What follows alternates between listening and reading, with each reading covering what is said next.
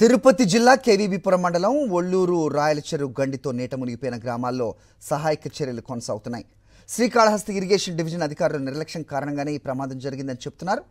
చెరువులను ఇరిగేషన్ అధికారులు కనీసం పరిశీలించలేదనే విమర్శలు వినిపిస్తున్నాయి. చెరువుకు గండి పట్టడంతో ఆ నీటి ఉధృతికి విద్యుత్ స్తంభాలు, ట్రాన్స్ఫార్మర్లు దెబ్బతిన్నాయి. వందల సంఖ్యలో పశువులు, మేకలు చనిపోయినట్టుగా సమాచారం.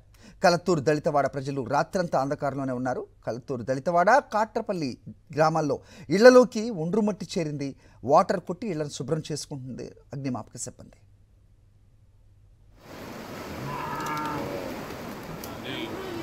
మొత్తం ఇంట్లోకి అంతా వచ్చాయమ్మా.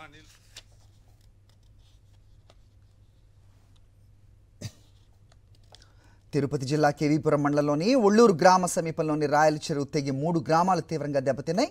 ఎన్నో కుటుంబాలు ఇబ్బందులు ఎదుర్కొంటున్నాయి. కలత్తూరు దళితవాడలో వరద ముంపు గ్రామాలను జిల్లా కలెక్టర్ వెంకటేశ్వర్ సందర్శించారు. ఒక కుటుంబానికి 3,000 రూపాయల ఆర్థిక సాయంతో పాటుగా నిత్యావసర సరుకులు అందజేశారు. పశు నష్ట పరిహారం కింద చనిపోయిన ఒక్కో గేదె లేదా ఆవుకు 50,000, ఒక్కో మేకకు 7,500 రూపాయలు అందిస్తున్నామని తెలిపారు.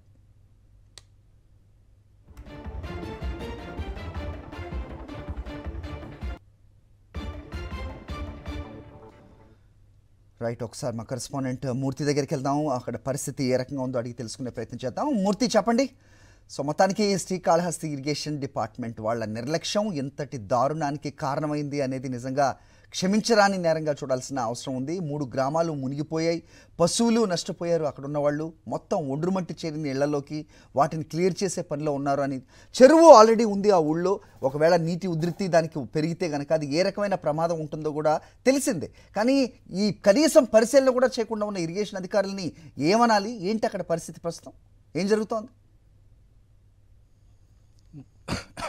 హరి, ఈ యొక్క తిరుపతి జిల్లా సత్యవేడి నియోజకవర్గ పరిధిలో కేవీబీపురం మండలంలో జరిగినటువంటి యొక్క ఒల్లూరు రాయలచెరువు గండిపడిన ఘటనకు సంబంధించి ఇరిగేషన్ అధికారుల నిర్లక్ష్యం కారణంగానే ఇంత పెద్ద విపత్తు జరిగిందని చెప్పుకోవచ్చు. ఒక జల ప్రళయంగానే దీన్ని చెప్పుకోవచ్చు. ప్రధానంగా యొక్క ఒల్లూరు కలత్తూరు దళితవాడకు సంబంధించి విలేజ్ మొత్తం అంతా కూడా నీట మునిగిపోయింది. విలేజ్లో ఉన్నటువంటి పశువులు, మేకలన్నీ కూడా వరద ఉధృతికి సుమారు 300 నుంచి 700కు పైగా ఈ యొక్క మేకలు కావచ్చు, పశువులు, ఆవులు, గేదెలు, ఎద్దులు కూడా ఆ వరద ఉధృతిలో కొట్టుకుపోయినటువంటి పరిస్థితి.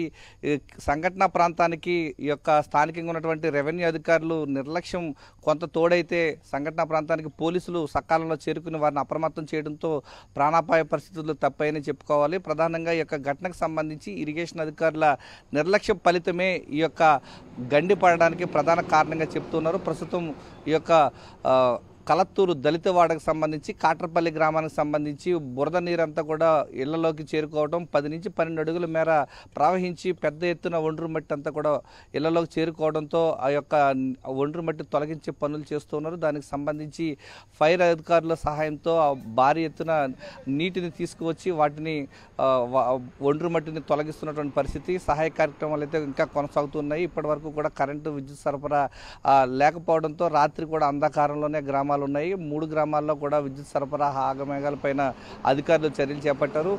నిత్యావసర సరుకులు ఈ యొక్క సంఘటన ప్రాంతంలో కలెక్టర్ పర్యటించిన తర్వాత వారికి అందజేయడం జరిగింది. మరోవైపు ఈ యొక్క నష్టపరిహారం, ఆవు చనిపోయిన, ఎద్దులు చనిపోయినటువంటి వారికి 50,000 రూపాయలు, మరోవైపు మేక, గొర్రెలు చనిపోయిన వారికి 7,500 రూపాయలు నష్టపరిహారంగా ప్రాథమికంగా ప్రకటించారు.